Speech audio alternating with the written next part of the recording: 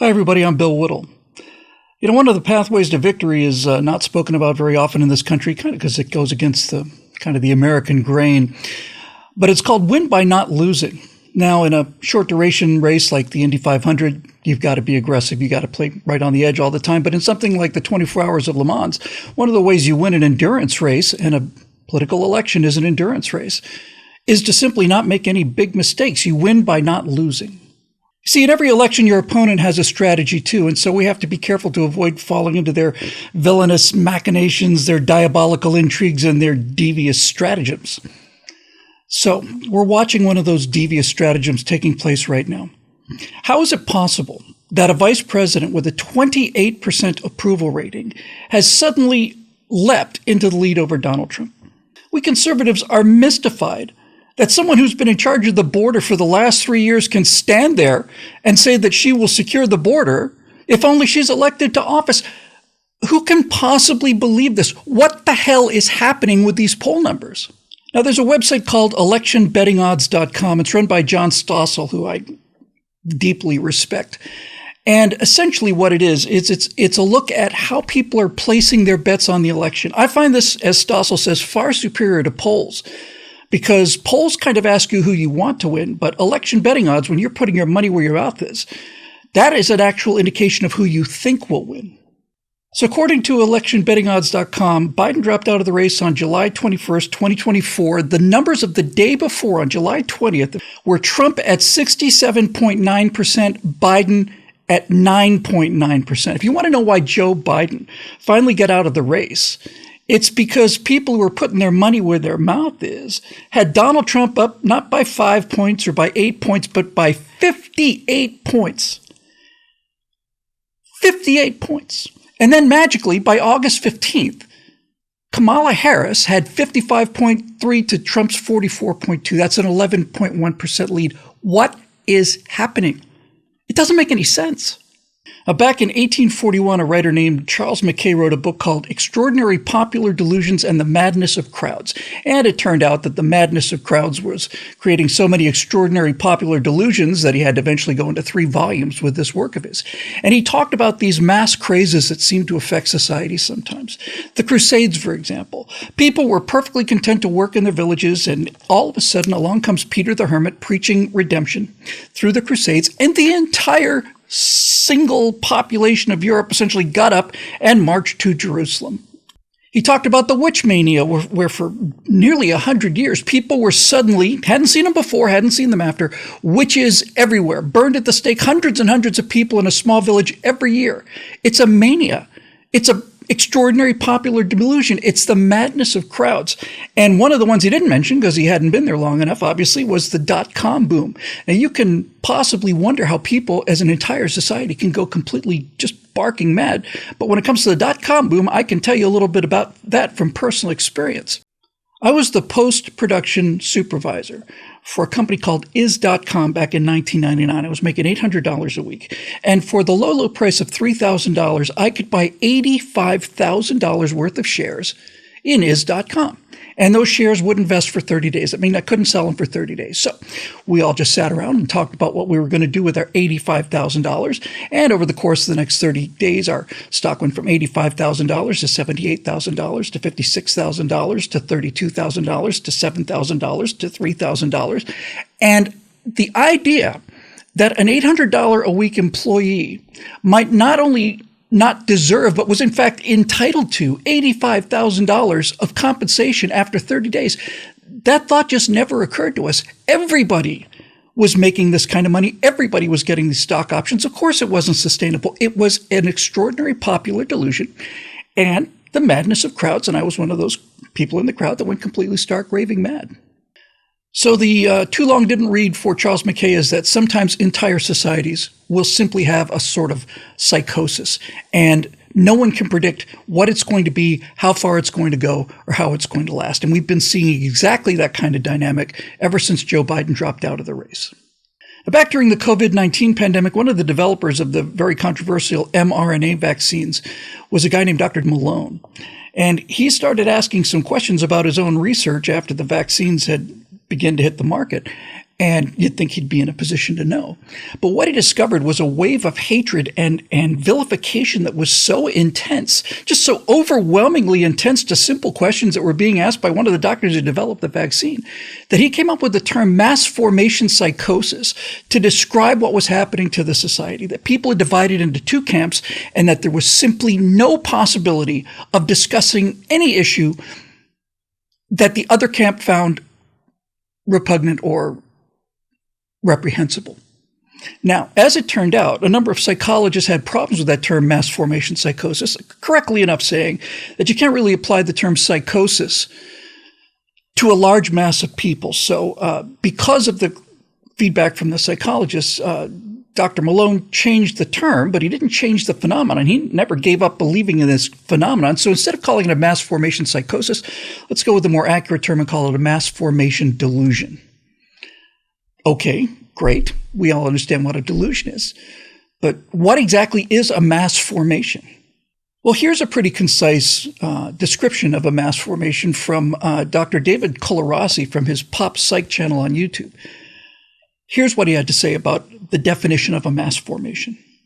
In short, mass formation is just a psychological process that leads people in the face of free-floating anxiety and despair to group together. Essentially what happens is if there's something that you are fighting, let's just say poverty, right? It's a sort of an abstract thing. I'm not doing well. I'm disempowered.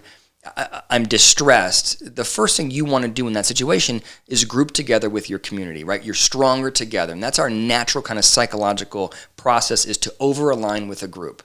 And then we want to figure out specifically what's the problem. Why are we impoverished? We don't like the idea that it's just we're not doing well right now. We want to blame it on a person or a thing. We want to objectify that. And we want some kind of clear resolution. We want clarity about how we're going to get out of this poverty. That's the mechanism of mass formation. So especially in times of heightened anxiety, like, now, people will tend to form into groups of opinion, people who share the same opinion. So progressives will form a mass formation, and for that matter, so will conservatives. But there's a very, very big difference between the two groups, progressives and conservatives, when it comes to their susceptibility of delusions.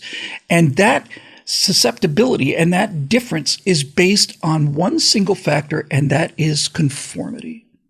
Psychological conformity, we probably know it better as peer pressure, but the scientific term for it is social proof, is the single most important element of people's psychological profiles. People will go along with other people to the detriment of their own most deeply held personal beliefs.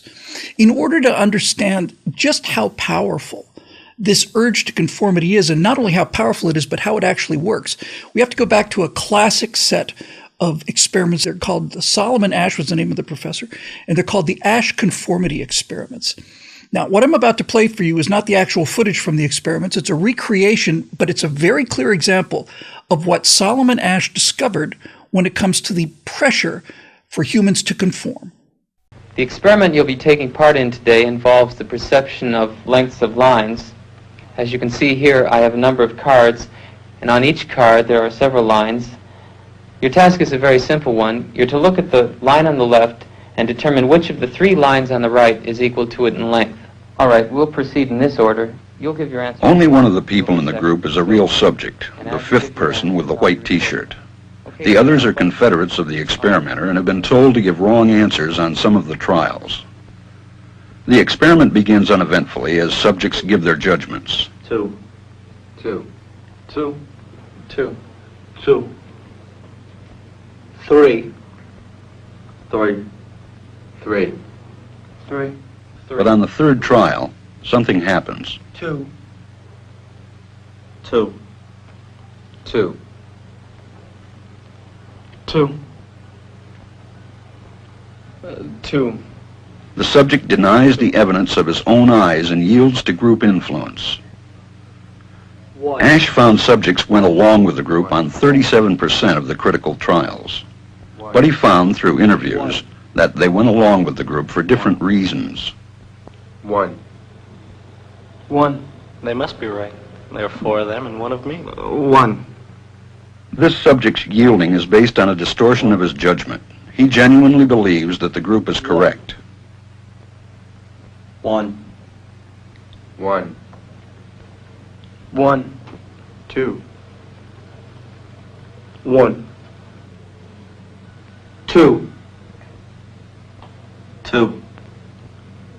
2. I know they're wrong, but why should I make waves? 2. In this case, the subject knows he is right, but goes along to avoid the discomfort of disagreeing with the group. Here, the distortion is at the level of his response. 2. 2. 2. So now that we understand the power of social proof, what does social proof do to drive mass formations into these delusions? What does the actual mechanism look like? Well, now we get to bring out the big guns. Here's renowned psychologist and researcher Dr. Mattias Desmet being interviewed by Aubrey Marcus on his YouTube channel. Listen to what he has to say about the dynamics of a mass formation. Usually, when a process of mass formation emerges in a society or in a population, only 30% of the people is really hypnotized. So that's something very important, because it seems there are much more, but it's not the case. There is only 30% of the people who are really hypnotized.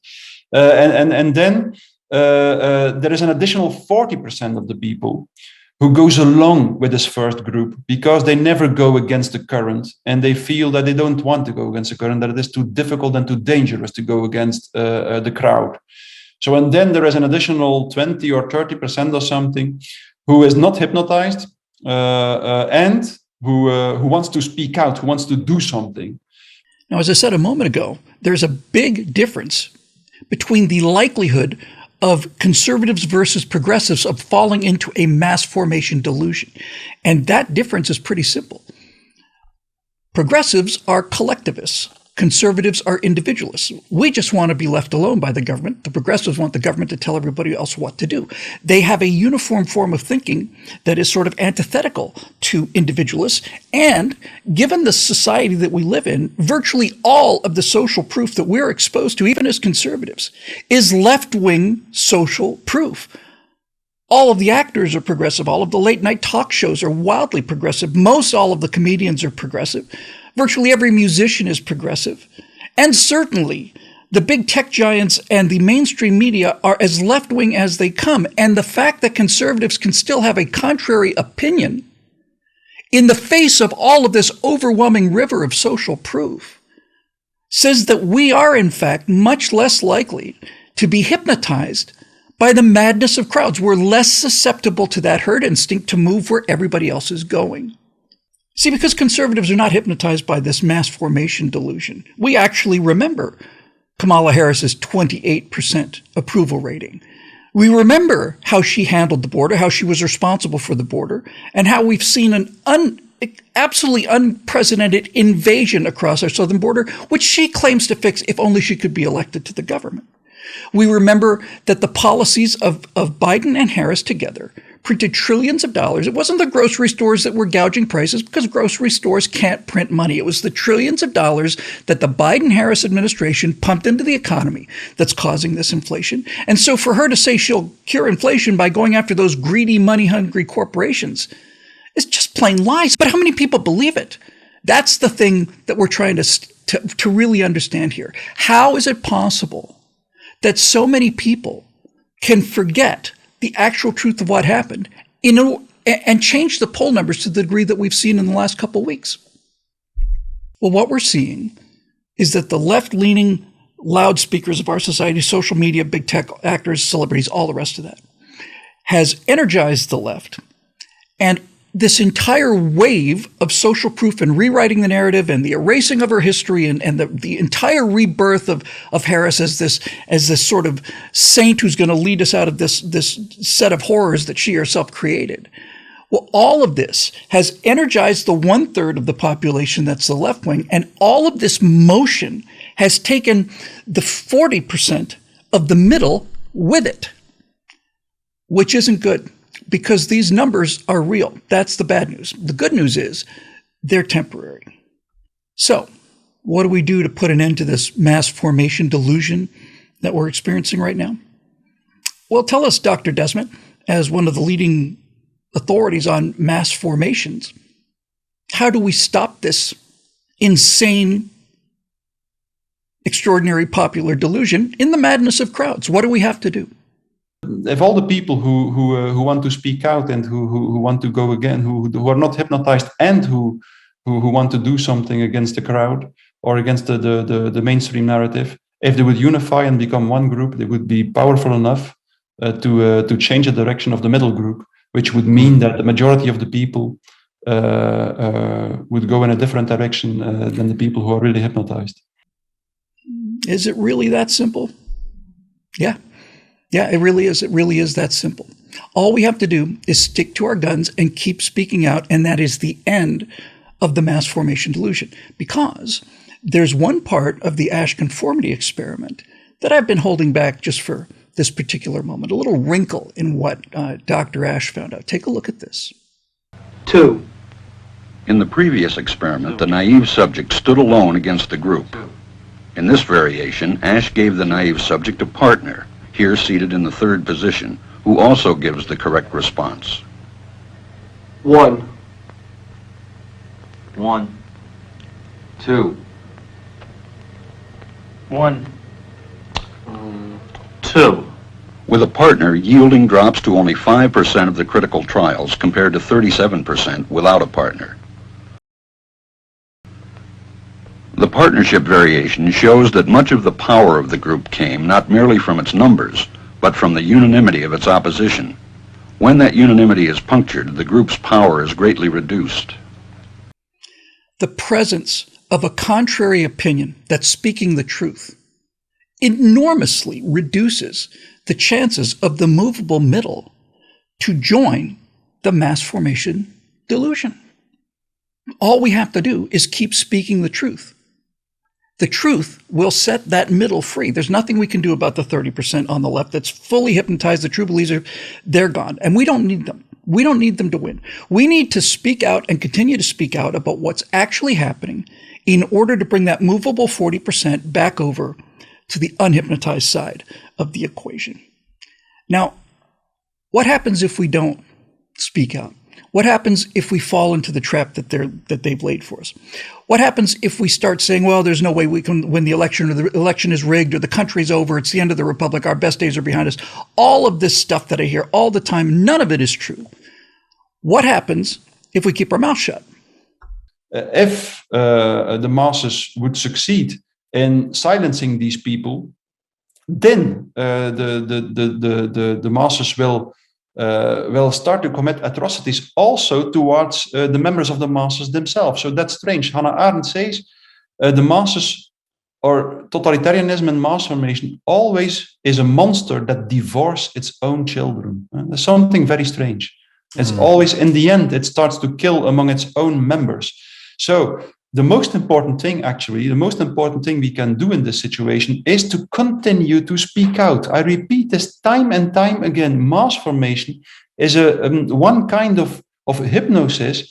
It's an example of hypnosis, and hypnosis works through the voice. If there are dissident voices, if there are dissonant voices that continue to speak out, then the hypnosis will become less deep, and they will prevent that the masses start to commit atrocities. So that's what we all have to realize. We all have to realize, in my opinion, that it is not an option to stop speaking. We should continue to speak out. Yeah. That's the most important thing we can do. This canonization of Kamala Harris, this absolute destruction of her previous record, the disappearance of Joe Biden as if vanished into thin air, all of this is designed to have two effects, and two effects only. One, move that middle 40% from the middle over to the left. That's one objective. The second objective is to make sure that the unhypnotized third of the country, that'd be us, just plain gives up. We just plain surrender to despair or disbelief or a sense of outrage that people could be so blind. That is the objective for them. Their objective, in order to win, is to get us to quit. If we quit, they win. If we don't quit, we win. It's honestly just that simple. It's honestly just that simple. So Winning an election is not only about offense, it's about defense. This entire episode was designed to provide psychological defense for those of you out there who are looking at these numbers and thinking, my God, it's the end of the world. Something's happening. We can't do anything about it. Already the gap has closed from 11 points down to about 1.5 points as I write this, and it will continue to fall. People will eventually remember the things that happened under the Biden-Harris administration once this mass formation delusion runs its course, and it's already pretty much run most of its course. So be of good cheer. Don't surrender. Speak louder, if anything else. Have more confidence in the country and its institutions, and especially the fundamental goodness of the American people than you did before this.